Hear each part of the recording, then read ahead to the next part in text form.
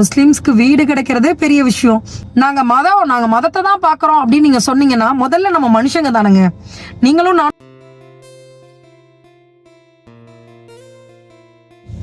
இறைவனின் சாந்தியும் சமாதானமும் நம்ம அனைவர் மீதும் நிலவட்டுமாக.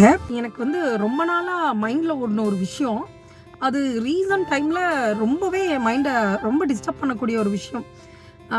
ஃபர்ஸ்ட் ஆஃப் ஆல் இங்கே நீங்களாக இருந்தாலும் சரி, நானாக இருந்தாலும் சரி, நம்ம ஒத்துக்க வேண்டிய ஒரு விஷயம், முதல்ல நம்ம மனுஷங்க, அதுக்கப்புறம் தான் மதம் அப்படிங்கிற ஒரு விஷயமே உள்ள வரும் இல்லையா?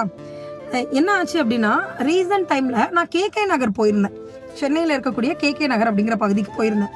அந்த பகுதியில் என்னன்னா முஸ்லீம்ஸ் வீடுங்க, கிட்டத்தட்ட ஒரு ஃபேமிலியை சார்ந்த ஒரு 4-5 பேர் அதே ஸ்ட்ரீட்ல வேற வேற பில்டிங்ல இருக்காங்க.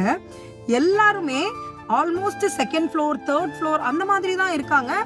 ப்ளஸ் அந்த வீட்டோட வாடகை என்ன அப்படின்னு சொல்லி கேட்டோம்னா, ஒரு வீட்டுக்குமே 15,000 வரைக்கும் வந்து ரெண்ட் கேட்குறாங்க.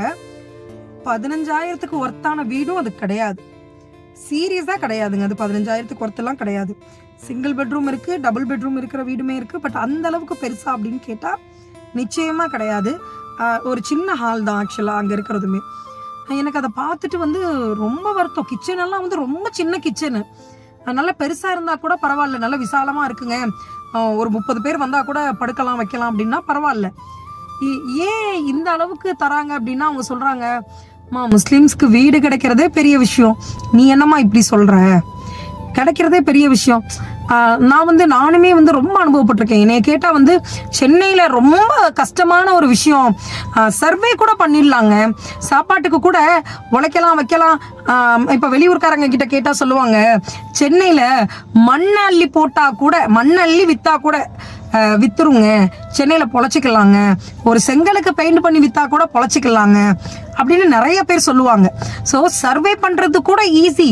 ஆனா சென்னையில முஸ்லிம்ஸ் வீடு தேடி போறதுன்னு இருக்கு பாருங்க, வாய்ப்பே இல்லைங்க. அந்த மாதிரி ஒரு சிரமம் எதுவுமே கிடையாதுங்க. ஸ்பானெல்லாம் நிஜமா அதெல்லாம் நினைக்கும் போது எனக்கு ரொம்ப கஷ்டமா இருக்கும். நல்லா எத்தனையோ நாள் அழுதுருக்கேன். வீடு மாறுறதுங்கிறது அவ்வளோ கஷ்டமா இருக்கும். நான்வெஜ் சமைக்கிறீங்களா, பீஃப் சமைக்கிறீங்களா, நீங்க இங்க இருக்காதீங்க, நீங்க இங்க இருக்கக்கூடாது அப்படின்னு வீடு மாறி போனதுக்கு அப்புறம் பீஃப் சமைக்கிறோன்னு வீட்டை காலி பண்ண சொன்ன நாட்கள் எல்லாம் இருக்குங்க. நிறைய பேரை பார்த்துருக்கோம். ஆக்சுவலா அந்த வீடை நாங்கள் நெட்ல பார்த்துட்டு தான் போவோம். அது நோ புரோக்கர்ல எல்லாம் கூட என்ன போட்டிருப்பாங்க அப்படின்னா, அந்த வீட்டுக்கு 8,000 ரூபாய் தான் வாடகைன்னு போட்டிருப்பாங்க, டபுள் பெட்ரூம்னு. நம்ம போய் கேட்கவும் முஸ்லிம்ஸான அவங்க பார்த்த உடனே மனசாட்சியே இல்லாம 12,000 அந்த வீட்டு வாடகையை மாத்திடுவாங்கங்க. ஏன் இந்த அவல நிலை எங்களுக்கு அப்படின்னு எனக்கும் தெரியல. ரொம்ப கஷ்டமா இருக்கு. தாராளமா நீங்க உங்க கமெண்ட்டை கூட கீழே பதிவு பண்ணுங்க. நாங்க மதத்தை தான் பாக்குறோம் அப்படின்னு நீங்க சொன்னீங்கன்னா முதல்ல நம்ம மனுஷங்க தானுங்க. நீங்களும் நானும் மனுஷங்க. இதுக்கப்புறம் தானுங்க மதம் அப்படிங்கிற ஒரு விஷயமே உள்ள வருது. மனிதநேயமே இல்லாம எப்படிங்க மதம்ங்கிறது உள்ள வரும்? உங்களுக்கு தெரியும், கொரோனா டைம்ல எத்தனையோ இடங்கள்ல வந்து சாப்பாட்டுக்கு வழி இல்லாம தண்ணி உள்ள வந்து ஃப்ளட் வந்த டைம் எல்லாம் கூட நீங்க பார்த்துருக்கலாம். கொரோனா டைம்ல ஒருத்தர் என்ன பண்ணாருன்னா, தன்னுடைய ஒரு முஸ்லீம் பாய் தான், அவருடைய மகளுக்கு திருமணத்துக்காக வச்சிருந்த பணத்தை கூட அவர் அத்தனையுமே அந்த நகை பணம் எல்லாம் செலவிட்டு ஊர்ல எத்தனையோ பேருக்கு சாப்பாடு போட்டாங்க. இதெல்லாம் நியூஸ்ல நீங்க கண்டிப்பா பார்த்துருந்துருப்பீங்க. அது போக என்ன ஆச்சு அப்படின்னா, ஃப்ளட் வந்த டைம்ல எல்லாம் பள்ளிவாசல்கள்ல இடம் கொடுத்துருக்காங்க. இதெல்லாம் நீங்க பார்த்துருப்பீங்க.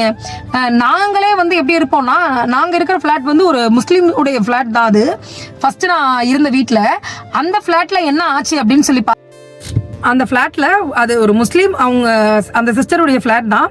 அதில் நாங்கள் கீழே கிறிஸ்டின் வீடு இருந்தாங்க, கீழே ஒரு முஸ்லீம் வீடு, மேலே நான் இருந்தேன், பக்கத்துலேயே ஒரு ஹிந்து வீடு, அதுக்கு மேலே 2 முஸ்லீம் அக்கா வீடு அப்படின்னு சொல்லி நாங்கள் ஹிந்து கிறிஸ்டின் முஸ்லீம்னு எல்லாருமே கலந்து அந்த ஃப்ளாட்டில் இருந்தோம். நாங்கள் யார் சமைச்சாலும் இன்னொரு வீட்டுக்கு கொடுத்துப்போம்.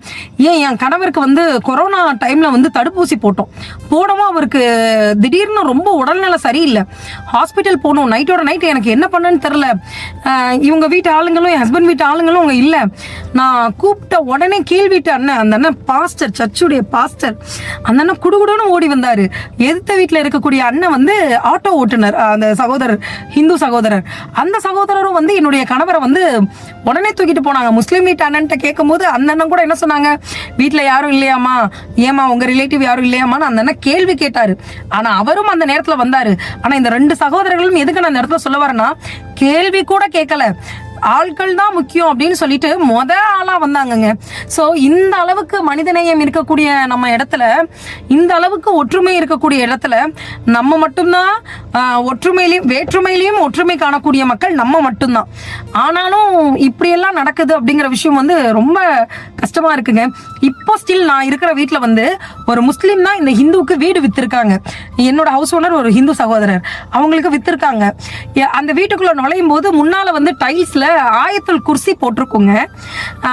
அந்த ஆயத்துல் குர்சியை கூட இப்போ வரைக்கும், அதாவது உங்களுக்கு புரியணும், நல்லா புரியணும்னு சொன்னோம்னா, அது வந்து அரபிக்ல இருக்கக்கூடிய ஒரு குரான்ல உள்ள இருக்கக்கூடிய வசனங்கள். அந்த வசனம் போட்டு அதை ஒட்டி இருக்கு அரபிக்ல. இன்னைக்கு வரைக்கும் மற்றவங்களுடைய உணர்வுகளை மதிக்கணும், அதை எடுக்கக்கூடாது, எந்த மதமாக இருந்தாலும் அதை மதிக்கணும்னு அந்த எதை கூட எடுக்கலைங்க, அப்படியே அவங்க விட்டு வச்சிருக்காங்க. இப்படி ஆச்சரியப்படுத்தக்கூடிய எத்தனையோ சகோதரர்கள் இருக்கக்கூடிய இடத்துல தான் இன்னைக்கு இப்படி வீட்டு கூட வாடகைக்கு கொடுக்க கூடாது, இல்லை நாங்கள் வந்து கேட்டால் அதை ஏற்றி கொடுக்கணும் அப்படிங்கிற இருக்கிற மக்களும் இருக்காங்க. அப்படிங்கிறப்ப நிஜமாவே ரொம்ப கஷ்டமா இருக்குங்க. இது ரொம்ப கஷ்டமா இருக்கக்கூடிய விஷயம். இது எனக்கு வார்த்தைகளால் எப்படி எக்ஸ்பிரஸ் பண்ணனே தெரியல. சென்னையில் இது வந்து பெரிய கஷ்டம் அப்படின்னா நிச்சயமா இதை தாங்க நாங்கள் சொல்லுவோம்.